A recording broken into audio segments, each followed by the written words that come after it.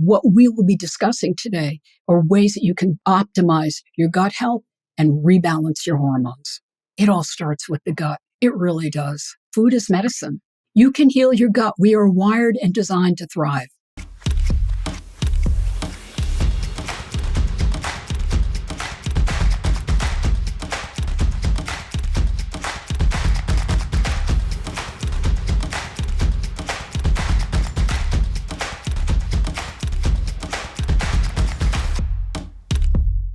Hi, sweet lovelies, and welcome to the Hormone Lifestyle Zone. I'm your host, Meg Riccici, and I am here to help you demystify your hormonal issues and struggles and the many things that dance in between that I refer to as the dust balls of life. There's always something rolling across the floor.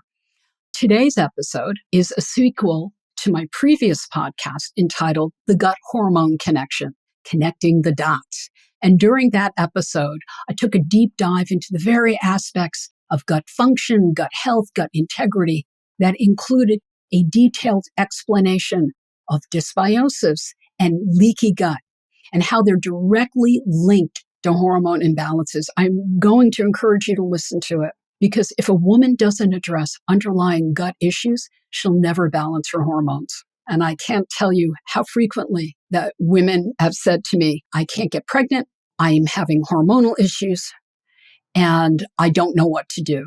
And then when I start taking a deeper dive and looking at their gut, there's so many gut issues.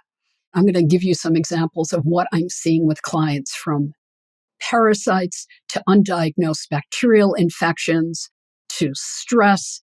Stress is a major killer, just punches holes into the gut lining.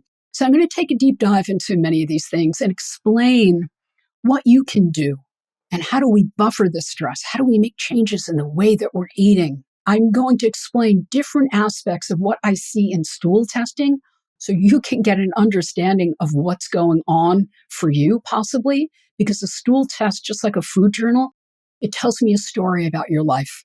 So let's continue on. I'm very excited about today's episode, the Gut-Hormone-Lifestyle Reset.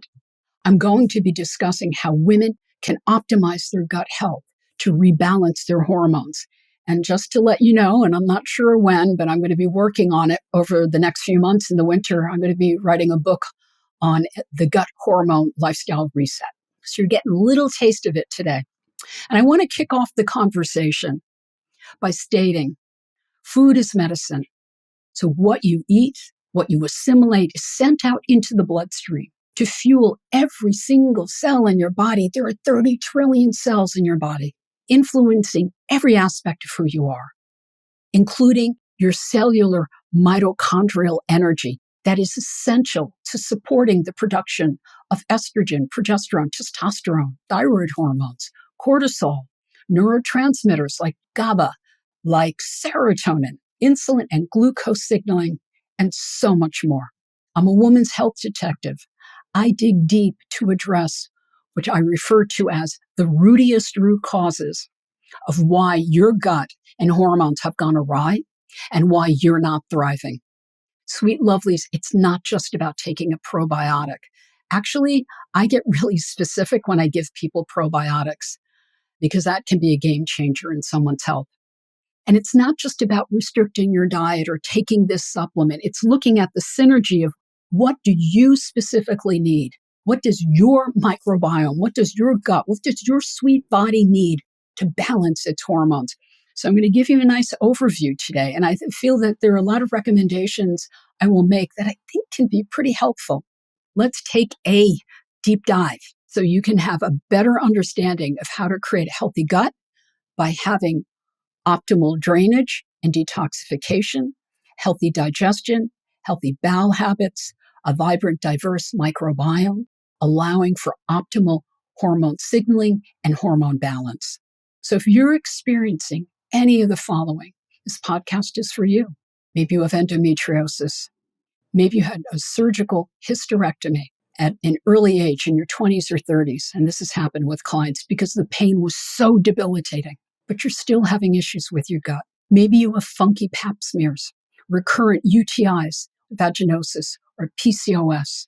Maybe you're suffering with psoriasis, rosacea, acne, always trying to cover it. Maybe you've had fatigue, fibromyalgia, brain fog, rheumatoid arthritis, or lupus. And you may be wondering, why am I rattling off all these conditions? Because inflammation is the precursor to almost all health and hormonal issues. And when your gut is leaky and you have dysbiosis, you are setting the stage for potentially developing any of the above issues. And as I mentioned in the previous podcast, and it's worth reviewing again, dysbiosis can negatively alter a woman's estrogen levels, leading to reabsorption into circulation. When there is an elevation of beta-glucuronidase, an enzyme produced by bad bacteria in the GI tract, beta-glucuronidase can inhibit estrogen from being excreted in the bowels, increasing a woman's risk for fibroids and polyps and ovarian cysts, PMS, potential breast cancer, because it creates a state of estrogen dominance. Beta-glucuronidase can overburden the detox pathways of the liver too. So your microbiome plays a central role in the excretion of estrogen. And this is why it's crucial for women not to have just one bowel movement, but you need 2 to 3 daily bowel movements. And a lot of women I work with, one of the main reasons that they come is because they're having one bowel movement maybe twice a week, 3 times a week, and they're having a heck of a lot of hormonal issues and autoimmune issues going on. What helps us detox this estrogen? How do we address this in the GI tract? Calcium deglucarate is amazing. And I'm going to recommend a supplement that has calcium deglucarate in it because it allows the body to excrete estrogen before it can be reabsorbed. Foods that are high in glucaric acid, a form of calcium deglucarate, such as apples and Brussels sprouts and broccoli and cabbage, this is going to support the production of calcium deglucarate. And probiotics that are high in lactobacillus and bifidobacterium support excretion of excess estrogen. And another food that I feel is so helpful, sauerkraut, fermented veggies. Get them in your diet. They're like magic food. They're miracle food. They're high in prebiotics and probiotics. They're high in fiber, and they're going to help create short-chain fatty acids. And I'll go through all of this. But fermented vegetables are something to throw into the mix. So any supplement recommendations, and I will make some, I will include those in the show notes. I'll also include a link where you can purchase them with a discount. I want to be able to support you now on this podcast with some lifestyle changes, dietary changes, some basic supplements. But if you're really having a lot of chronic gas and bloat and severe issues with endometriosis and other conditions, you may want to take a deeper dive working with someone like myself or a functional medicine practitioner that's going to address these root causes and peel back the onion. It's another reason why I'm going to be writing this book. The reason that what you eat, what you assimilate, and what you eliminate defines your overall health because it defines the integrity of your endocrine system, the quality of your menstrual cycle. It also defines the journey of how your hormones transition into perimenopause, maybe in your late 30s, early 40s, and into your early 50s where you transition into menopause. The gut influences not just reproductive sex hormones. It also influences your insulin and glucose signaling. And over 90% of the body's serotonin and a majority of neurotransmitters originate from the gastrointestinal tract.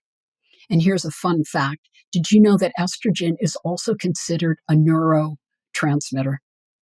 We've got to take care of that little girl at all stages in our lives, particularly once we transition into menopause.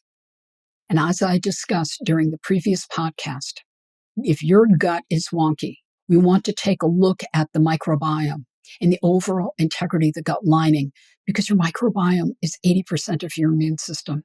The mucosal lining protects your GI tract from becoming permeable, leaky, and inflamed.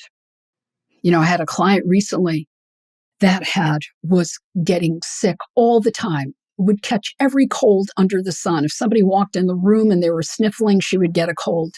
She also had gut issues. She also had reactions to food. This is why I do stool testing. I want to take a look at the gut. I want to look at immune markers in the gut. like secretory IgA, and I'll talk about this a little further. If I can strengthen your gut with proper diet and supplementation and using antimicrobials and a variety of things, we can boost the immunity of our gut. We boost our immunity of our whole system. People are getting sick a lot because their gut's compromised. It's not enough to give a person a flu shot. We have to figure out how do we strengthen the immune response. And to illustrate this further, maybe you've had a history of antibiotics, strep throat, ear infections, acne as a kid. Maybe your doc put you on Accutane. Ooh, evil stuff. Now you're experiencing, later on in life, you have frequent UTIs. There may be vaginal infections. And then your doctor prescribes prophylactically taking an antibiotic every time you have sex with your partner. This is the history of a client that I had. And we were able to resolve these issues by changing her diet, by giving her antimicrobials to kill off the bad bacteria in the gut, and using a variety of probiotics that included Saccharomyces, Lactobacillus, Bifidum, Bacterium, and a variety of other things. You can heal your gut. We are wired and designed to thrive. Now, studies are also finding that a single course of antibiotics alter the gut's microbiome from 3 months to years. And in my clinical experience, a lot of people need that intervention just to reestablish and reset the gut. But here's the crazy thing, too. Repeated courses of antibiotics that wipe out the good bacteria in the gut, eventually making you more susceptible to infections, causing compromised immunity. And also antibiotics, they damage the mitochondria. Ever notice how wiped out you feel after a course of antibiotics? And here's the reason why. We are a culmination of 30 trillion cells. Cellular health is the foundational marker for hormones and overall health. And to help support mitochondrial health, cellular energy, you need cellular energy to support drainage and detoxification and gut health. So let me take a moment and explain what drainage is. And also I want to state again, going to sound like the broken record, you're getting colds, you're getting sick all the time. We have to look at the gut because 80% of your immunity resides in the gut wall. I want you to keep that in mind. If you ever find yourself really stressed out and you're like, why am I getting a cold? I just had one a few weeks ago. Why is my stomach all getting scrambled? Got to take a look at what's going on in the gut and how you're managing stress. So let's talk about drainage. What is drainage? Without proper drainage, the body can't detox efficiently. So imagine this. Imagine filters in a pool filled with muck, and the water in the pool is really murky. And if you don't clear those filters, the water becomes more stagnant and it builds up with bacteria. Our drainage centers, our filters in the body, is the colon, the bowels, the kidneys, the lymphatic system, bile duct, and liver. We want to open up that drainage so we can support cellular health. And this is why I always put clients, I put everyone on humic and fulvic acid. I'll explain a little about it, but I did 2 episodes on fulvic and humic acid. Episode 40 with Dr. Stuart Hoover. He's the owner of Mother Earth Labs. And Caroline Allen, she's the founder of Beam Minerals. That is episode 51. I love fulvic and humic acid from both these companies. I think it's amazing. Fulvic and humic acid are extraordinary. Fulvic acid helps to usher nutrients into the cells. It helps to usher toxins out. It gives an electrical charge to the mitochondria to produce ATP energy in the cells. And then humic acid supports the gut, the bowels, and think of it like Velcro, where it just pulls the toxins out. We need to open up drainage. A lot of times people are on detox programs. They're not detoxing because the filters in their pool is too congested to let anything go. Anytime I start working with someone, I immediately put them on a variety of fulvic and humic acid. You actually feel brighter and have better energy. I myself take fulvic acid, a full dropper in water twice daily, because I want my pretty little mitochondria and all my 30 million cells to be happy campers. I take fulvic and humic to help also support the gut and my immunity, and detoxification of heavy metals, of environmental chemicals, and it's pretty powerful stuff. So please listen to those podcasts. We inherit the previous generation's microbiome. You inherit your mom's microbiome. That's important. Maybe you were bottle fed and you weren't nursed by your mom. When a baby is nursed, they receive immune globulins from their mother's milk. And I want to get back to maybe provide a little more clarity. If your mom has a compromised microbiome, you're going to inherit that. If your mom has a good microbiome, that's a great foundation for you to have. But you have to take care of that beautiful microbiome during your life by taking probiotics, by eating well, by eating some sauerkraut, fermented veggies. You can be given a curveball where you suddenly have an incredible amount of stress in your life and your gut becomes compromised, but it's strong enough to handle it because you have a good microbiome. Flipping back to when you were a baby, when you're nursed, you receive immune globulins from your mother's milk. And if you're bottle fed, you're not getting that. Maybe you were a C-section. You didn't receive the same vaginal bacteria as babies born vaginally, which affects the development of the microbiome. Maybe you have food sensitivity. Maybe you're experiencing high levels of ongoing stress. And we're going to talk about stress because stress is one of the major players in altering the gut microbiome, in punching holes in the gut barrier, making it leaky, and making you more susceptible to getting sick. I've had clients go through long periods of intense stress. I'm thinking of someone in particular. They had a lot of trauma go on in their lives. They had a lot of stuff, and they developed serious gut issues. And at the same time, it triggered thyroid antibodies. And what did we do? We cleaned up the gut. We added some fulvic and humic. We did antimicrobials, cleaned up heavy metals. She had mold and mycotoxins going on. And guess what? Her thyroid antibodies dropped. They're gone. They disappeared. Anytime we're looking at antibodies, something we strongly have to consider: where's the inflammation? Where's the fire in the body? What's going on in the gut? What environmental toxins is someone being exposed to? A diverse microbiome of healthy, good, vibrant bacteria is a reflection of a diverse diet. I do a lot of stool testing. It gives me an amazing amount of information: how well you're digesting your food, how well you're breaking down fats, if you're low in pancreatic enzymes, hydrochloric acid. What do you specifically need to digest food better? Do you have an underlying bacterial infection like E. coli or Giardia?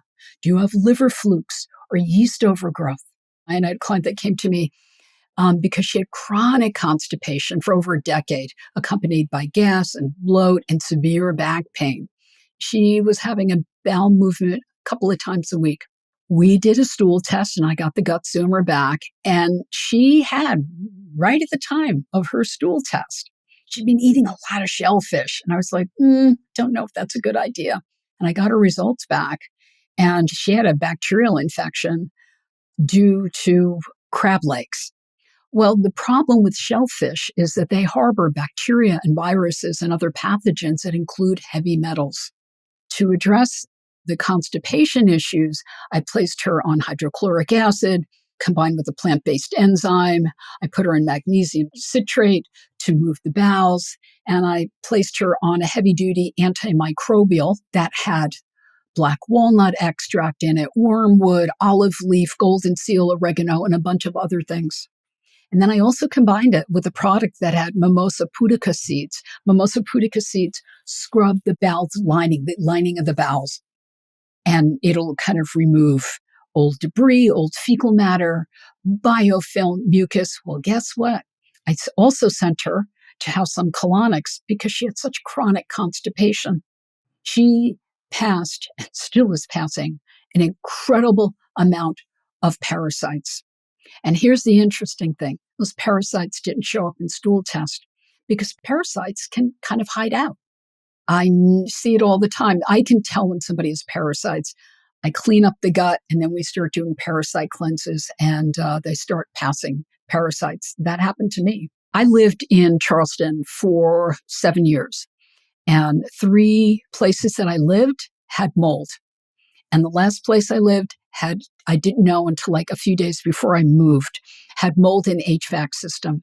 And I started developing in that year respiratory issues. I was getting a lot of loose stool, digestive stuff. I never had anything like this before. And then I moved, and that was one of the reasons I love Charleston, but it's a low country, so it's very, very moldy. And once I moved to Atlanta, I did some testing for mold, and I came up incredibly high in mycotoxins. I did a detox with different binders. Fulvic and humic acid, by the way, was included to remove and lower the mycotoxins. And also what started happening, I started to also release a lot of parasites. I've traveled a lot. I've been in Vietnam. I've been in Brazil. I think there's stuff that we pick up here. Parasites can harbor heavy metals and environmental toxins and mycotoxins. So every time I work with someone, I clean up the gut, and we always do a cleanse that includes parasites. And most people pass something. We eat a lot of different food, and a lot of things get stuck in the gut, and they don't always show up in testing. But once you do a parasite cleanse or start really clearing the bowels up to the liver, to the portal vein, a lot of things move. Those little critters like hide out in your pancreas, by your liver. They can hide out in your bloodstream. There's a lot of crazy stuff out there. Some of you might go, that's impossible. No, it's really true. Another marker in the gut that I look at is caloprotectin. It's an intestinal inflammatory marker that is associated with bacterial infections, can be associated with Crohn's, celiac, cancer. When that marker is really high, I usually refer people out to a gastroenterologist. I want to make sure that there's nothing serious going on. And again, I do a total tox burden, and I check for heavy metals, environmental chemicals, pesticides, and mycotoxins. Again, humic and fulvic acid helps to remove those toxins through the bowels. These toxins contribute to a leaky gut. They irritate the gut lining. They contribute to dysbiosis, chronic SIBO. One of the reasons sometimes people don't clear small intestinal bacterial overgrowth is because they have underlying mycotoxin issues from mold. Candida is another example of that that's linked to mycotoxins. There's always going to be something around us, and we just have to make sure that we're doing the right things to keep things at bay. So let's talk about short-chain fatty acids. Super important. Diversity in the gut is a reflection of diversity in the diet. That includes the production of short-chain fatty acids. Short-chain fatty acids are derived from dietary fiber and resistant starches that feed the mucosal lining of your GI tract. Why is this important? Because it keeps your gut barrier intact. It plays a significant role in your immunity. It keeps inflammation at bay, creates an environment for a healthy microbiome. Most clients that I work with are low in short-chain fatty acids. And why is that? Because our diets are lacking fiber. So that is why diversity of fruit, diversity of green leafy vegetables, cruciferous vegetables like broccoli and cauliflower, artichokes, asparagus, string beans, diversify your veggies. So many of us, we eat like 3 veggies. If you want to have a diverse and lush microbiome, you've got to have diversity in your diet. So one week you go to the supermarket, maybe you focus on 4 or 5 different vegetables, and the next week focus on some different ones. But I would like people to be aiming for 4 to 6 cups of greens in their diet every single day. We don't eat enough greens. So that includes the leafy greens and the cruciferous vegetables that I mentioned. Fiber can also help in creating satiety and keeping your glucose from spiking, and supports healthy bowel movement, lower bad cholesterol. Fiber is a good thing. I love my veggies. I can eat with the meal like almost a head of broccoli. I love broccoli. So this is how I make broccoli. I cut it up. I steam it for a few minutes. And then I toss it with olive oil. Sometimes I use garlic powder, pepper and salt, and a squeeze of lemon or apple cider vinegar. And you know what? It tastes really good and it's so simple to make. Let's talk about secretory IgA. This is a major marker for your immunity. This is one I look at when people are getting a lot of colds, they're getting a lot of respiratory issues and allergies. They're getting sick all the time. So when I see low secretory IgA, I know that I have to focus on addressing that and building the immunity. And a lot of the things that I'm recommending to you are very, very helpful. And if I see that the secretory IgA is high, this can be indicative or indicate that there's an infection going on and there's a lot of stress. So what can help you in terms of food? Foods that contain polyphenols. They act like as antioxidants. So blueberries, apples, again, here we go. Vegetables, nuts like walnuts and pecans and pistachio nuts, green tea, curcumin, flaxseed, olives, filtered organic coffee. Organic coffee, a cup of that can be really good for you. Think whole food. The analogy that I give, bags are for garbage and boxes are for shoes. Stay away from processed food as much as you can. So let's talk about stress. It's like, who let the tiger out of the cage? Modern day stress has become an unintentional form of birth control and a powerful endocrine disruptor for women in today's fast-paced world. Ongoing or unresolved stressors like demanding job, eating on the go, skipping meals, excessive exercising. Ladies, you do not have to kill yourself at the gym to be fit. I find that excessive exercising actually can work against a woman. She may have difficulty losing weight. It'll start impacting her sleep. It can dysregulate her cycle. It can contribute to fertility issues if women are working out too much. We have to find that balance. Other things like lack of sleep can be driving force behind many hormonal challenges. Stress really can make it difficult for a woman to conceive. It can contribute to irregular cycles, difficulty losing weight, hot flashes, low libido. Without addressing underlying causes of your stressors, the gut will never heal and your hormones will remain wonky. So again, we have to heal the gut to balance our hormones. But sometimes what's driving a lot of this gut stuff and hormones are the stressors. I always ask clients, where is your stress? Between 1 and 10. And I've had clients say, oh, it's a 3 or a 4. For some of these clients, if you add a 0 to that, that's a stress level. We're under so much stress. We live in this sympathetic stress response because we've kind of lost our compass. We've lost our point of reference. We don't even know when we're stressed. And the challenge, again, is turning down that sympathetic nervous system so we don't feel overwhelmed or spinning our wheels to get away from that crazy tiger called life. Stress is wild because it interferes with our digestion. We are wired to live in a parasympathetic response. Your parasympathetic nervous system is about digestion, rest, and recovery. This is what we're wired for, except we spend so much time under stress. So let me give you an example. Let's talk about fertility. When a woman is experiencing overall stress, the sympathetic nervous system diverts nutrients away from a reproductive cycle down stress pathways. It also diminishes blood flow to the uterus and the ovaries and your stomach. So what your body perceives as stress is equivalent to being chased by a tiger. And that could be your boss piling your plate high with a lot of work. Maybe you're feeling overwhelmed. Maybe you had an argument with Comcast.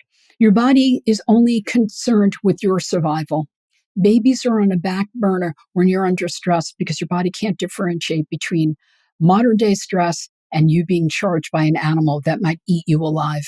So it's going to divert all those nutrients you need down stress pathways. You're going to fight or take flight. But that's what happens.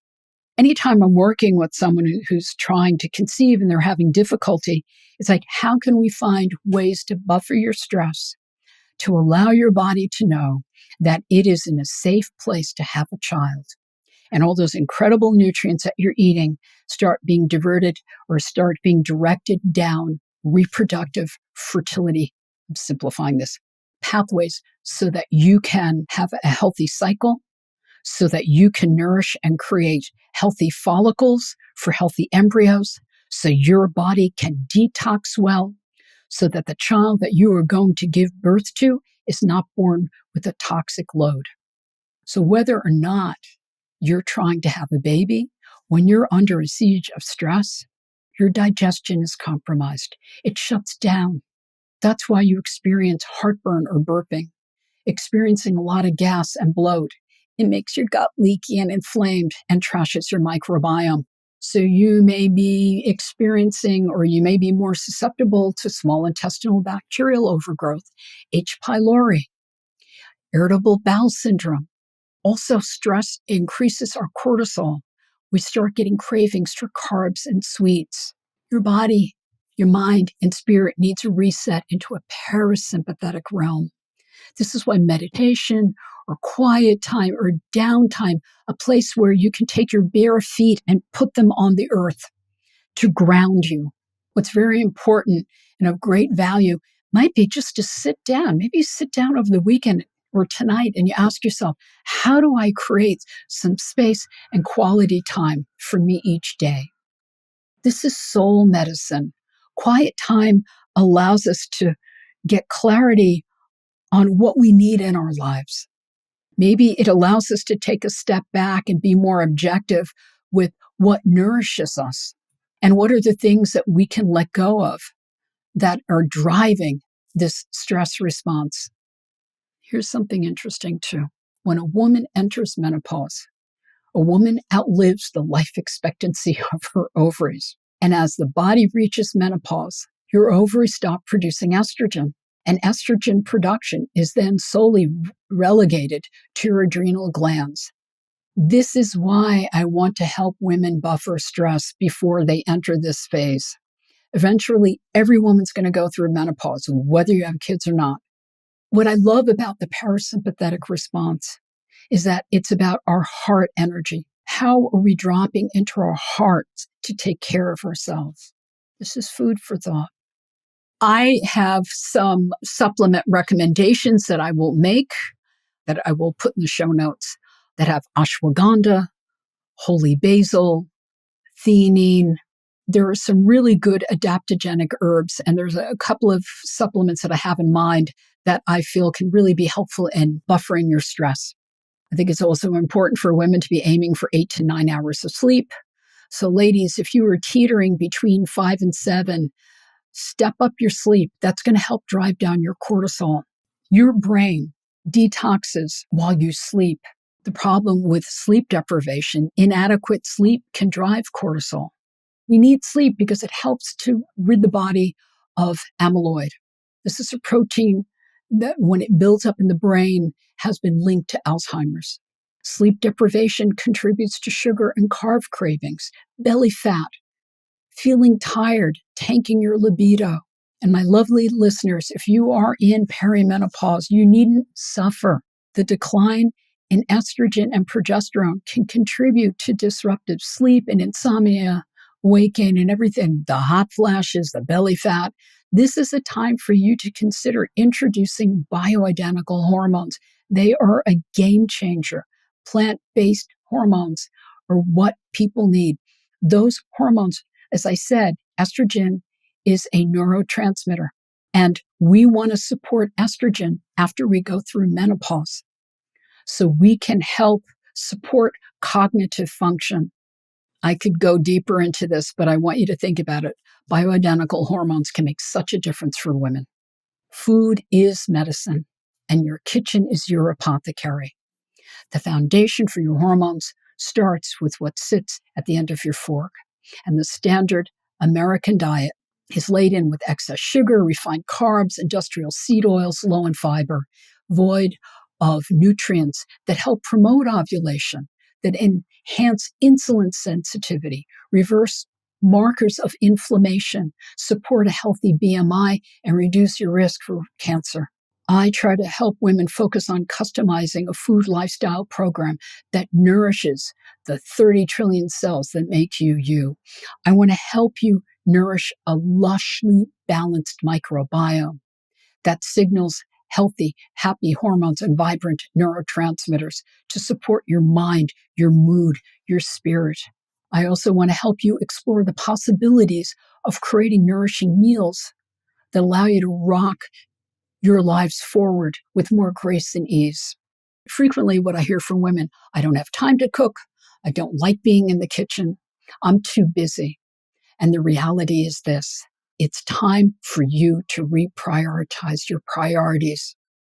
I believe very strongly, because I've worked with so many women, an anti-inflammatory approach to eating can help prevent and reverse most health issues facing women today. We are genetically wired for whole food. The body is not designed for processed food. So focusing on farm-raised, pastured, grass-fed meat, cold water fish like salmon and sardines. Again, greens, fruits, onions, garlic, avocado, ghee, coconut, butter. Healthy fats are good for you. And we want to avoid things like sugar and soda and minimize alcohol. And I am not a fan of gluten. Gluten is, for 99% of the population, inflammatory. See what happens if you cut it out for a while. See what happens if you make some of these changes. So when it comes to protein, I'm a big fan of clean animal protein, fish, cold water fish. Protein is beneficial for gut health. It's beneficial for healthy bacteria and enhancing short-chain fatty acid production. And I believe that women should be aiming for a minimum of 30 grams of protein with each meal, 30 to 40 grams with each meal, a minimum of 30 grams 3 times daily. Because starting your day with protein is an absolute game changer. I just saw a food journal today. You know, we keep talking about having oatmeal for breakfast. Well, we're finding that oatmeal spikes our blood sugar. Oatmeal is not something that you may want to consider starting your day with. It may be, I would pick other carbs, but I would couple that with protein. The amino acids derived from protein are the building blocks for your hormones and neurotransmitters. You also need amino acids to support lean mass, reduce body and visceral fat, support bone integrity, and strong immunity. Some of you may be avoiding meat because you find it difficult to digest. It's not the meat. It's just that you don't have the digestive enzymes you need to support digestion. So I'm going to recommend a really wonderful plant-based enzyme that I'd like you to take with your meals. Let me know how you feel. It's going to help you digest beans and veggies and carbs and proteins and fats, because a lot of women, many of you, are experiencing gas and bloat when you eat. A lot of women that I see are experiencing gas and bloat and a variety of GI symptoms that can be caused by bacterial overgrowth and infections like candida or parasites. This is why I do lab testing, so that I can be specific and addressing the root causes of why you're having these gut issues. We got to look at stress. Stress is a real game changer for people. What can you do to dial back the stress? What can you do to take that off your plate? That's going to influence your gut and your hormones and your libido. When you're tired, I got to tell you, so many women have low libido. And one of the big reasons for it is because people are just tired and stressed out. So let's start cooking real food. I know a lot of people are like, I have an aversion to the kitchen, because you really haven't lived in it. I lived in a house with 9 other siblings and my parents. Everything took place in the kitchen. All of us learned how to cook. My siblings, their kids cook. And cooking I find it so wonderful and so healing. Go in the kitchen, start up a new relationship with your appliances. You may be surprised. There's so many incredible recipes that you can find on Google and Pinterest. I just want to say I am deeply honored to have you hanging out with me today. And I know that some of you will need to take a deeper approach to addressing these chronic underlying gut and hormonal issues. I'm sure many of you have attempted a variety of things, and I've been to an array of practitioners, and you're still dealing with the same symptoms. I'd like to suggest setting up a discovery call with me. Let's figure out, what do you specifically need to heal? How can I help you demystify your hormonal struggles, your gut issues, and any other health challenges that is holding you back from thriving and enjoying your life? You deserve it. It's your birthright. So you can reach me at megrichichi.com. If you like what you're hearing, please subscribe on Spotify or iTunes. And you can also catch these episodes on my YouTube channel. Just click on the link in the show notes. And if you would like to reach me directly, you can go to info@megrichichi.com or just go to megrichichi.com and set up a discovery call. I am so delighted to have been able to spend this time with you. I hope this information is helpful, and I look forward to seeing you soon. And thank you so much for hanging with me for, close to 50 minutes on the Hormone Lifestyle Zone. Take care and be well.